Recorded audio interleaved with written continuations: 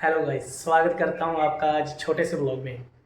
आज का ब्लॉग रहेगा, जैसे कि आप सभी को पता है कि चिंतपूर्णी माता के मेले चल रहे हैं और हमारा जो प्लान बना है कि आज हम चौहाल डैम तक जाएंगे। वहां पर जाके क्राउड रश वगैरह जो भी है, हम वहां के जाके लंगर वगैरह जो चल रहे हैं वहां के मोमेंट्स कैप्चर करेंगे। तो हम तैयारी कर रहे हैं, बस निकल रहे हैं थोड़ी देर में। आज 31 जुलाई है और जाके वहाँ के छोटे छोटे मोमेंट्स कैप्चर करेंगे। होप आपको वीडियो अच्छी लगेगी। अगर वीडियो अच्छी लगती है तो subscribe, like and comment share ज़रूर करना। आपके छोटे से लाइक, सब्सक्राइब, शेयर की वजह से मुझे मोटिवेशन मिलता रहेगा, ताकि मैं इन फ्यूचर ऐसे ही बढ़िया से ब्लॉग बना के आपके सामने लाता रहूँ। Thank you. चलो चलते हैं।